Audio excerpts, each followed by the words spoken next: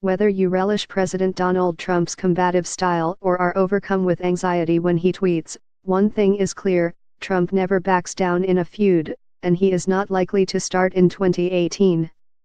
In fact, the celebrity mogul-turned-president details his fighting philosophy in a chapter called Revenge in his 2007 book, Think Big and Kick Ass in Business and Life.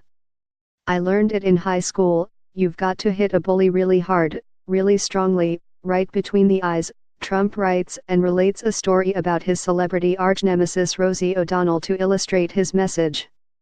Here's a timeline of their long-running feud.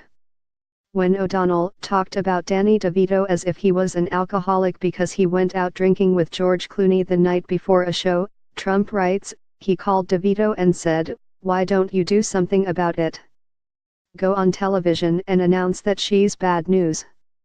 Lamenting that DeVito did not take his advice, a disapproving Trump boasts about his own decision to attack her so hard she would rue the day she decided to attack me after O'Donnell criticized him on ABC's morning talk show The View in 2006.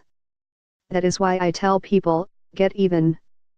This is not your typical advice, get even, but this is real-life advice," Trump writes. "If you don't get even, you are just a schmuck. I really mean it, too." It appears that the president continues to take his own advice. Trump added a host of politicians, world leaders, and journalists to his figurative burn book in 2017, and the presidency did not stop him from engaging in public feuds with celebrities, from Snoop Dogg to Meryl Streep. Here's a recap, starting with the most recent, Anna Wintour. Trump renewed his long-standing feud with Vanity Fair on Thursday after the publication apologized over a video that poked fun at Hillary Clinton and angered her supporters. But Trump, oddly, used this as an opportunity to attack Anna Wintour, the editor-in-chief of Vogue. Both publications are owned by Condé Nast.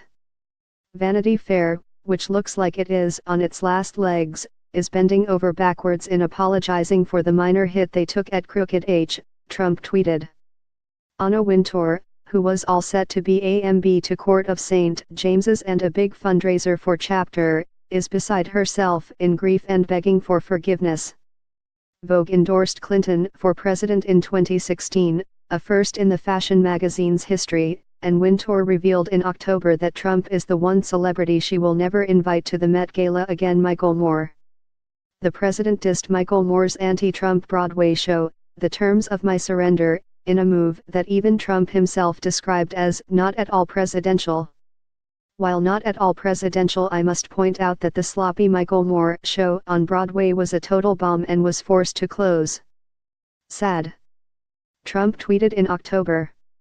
Although the filmmaker's latest political project earned $4.2 million, less than half of what it could have earned, according to BroadwayWorld.com, the show went on for the entire 12 weeks planned and did not close early as Trump claimed Steph Curry. Trump prompted a wave of protests in the sports world and beyond in September, when he called on NFL owners to fire players who take a knee during the national anthem to protest racism. When NBA star Stephen Curry indicated that he wouldn't take place in a team White House visit, a tradition for professional sports teams that win championships, Trump singled out the Golden State Warriors point guard in a tweet, rescinding the invitation.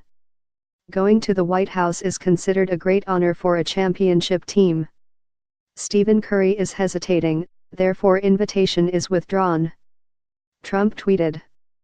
NBA star LeBron James, who has been an outspoken Trump critic, responded to the president's tweet, writing, "You bum at Stephen Curry 30 already said he ain't going. So therefore ain't no invite. Going to White House was a great honor until you showed up." Tigan is one of Trump's most frequent critics, trolling him over everything from his attacks on the media to his controversial comments on race. But in July it appeared that the model finally went too far for the President of the United States when she shared a screenshot indicating that she had been blocked from viewing Trump's Twitter account. After the president lamented the lack of support he was getting from Republicans in a tweet, a seemingly amused Tigan wrote, "Lol, no one likes you." After 9 years of hating Donald J. Trump, telling him, "Lol, no one likes you" was the straw, she tweeted Rosie O'Donnell. "Yup, Here it is. If you thought that Trump's feud with O'Donnell would go on hiatus while he's in office, you were wrong. Amid a national firestorm over his firing of FBI Director James Comey, Trump took to Twitter in May to troll his archnemesis. "We finally agree on something, Rosie," Trump tweeted, along with a link to a December 2016 O'Donnell tweet that read, "Fire Comey." While O'Donnell had been relentless in her attacks on Trump since he had taken office, this was the first time that he engaged her publicly as president. Snoop Dogg. Trump slammed Snoop Dogg in March for shooting down a clown dressed as Trump, with a fake gun that releases a banner that reads "Bang," in the music video for Lavender. Trump tweeted that had the rapper made a video of him doing that to former President Barack Obama, people would have called for him to be jailed. Can you imagine what the outcry would be if at Snoop Dogg, failing career and all, had aimed and fired the gun at President Obama? Jail time. Trump tweeted. Snoop Dogg released the album Make America Crip Again in October, a play on Trump's campaign slogan, Make America Great Again, which offered a scathing critique of the Trump administration's handling of race issues and accusing the president of neglecting communities of color.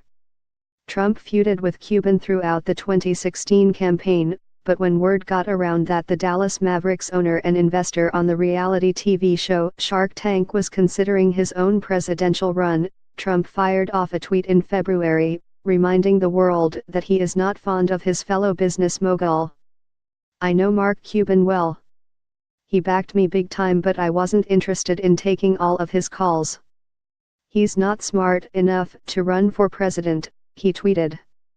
Judging by Trump's previous tweets, he was already not a fan of Madonna, but when the pop star made controversial comments about him while delivering a fiery speech at the Women's March in Washington, he renewed his distaste and called her disgusting. "I am outraged. Yes, I have thought an awful lot about blowing up the White House. But I know this won't change anything," Madonna said, drawing a barrage of bipartisan criticism. "Honestly, she's disgusting," Trump told Sean Hannity in January, adding, "I thought what she did was disgraceful to our country." Meryl Streep. Meryl Streep became one of the first celebrity targets of Trump's Twitter ire in 2017 when she criticized his anti-immigrant rhetoric and comments about a journalist with disabilities and called on the media to fight back while accepting an award at the Golden Globes last January. Even though the three-time Oscar-winning actress did not mention Trump by name, her thinly veiled references were not lost on the then-president-elect, who questioned her acting skills and disputed the journalist's account in a Twitter rant. Meryl Streep, one of the most overrated actresses in Hollywood, doesn't know me but attacked last night at the Golden Globes, he tweeted. "She is a Hillary flunky who lost big. For the 100th time, I never mocked a disabled reporter, would never do that, but simply showed him groveling when he totally changed a 16-year-old story that he had written in order to make me look bad. Just more very dishonest media."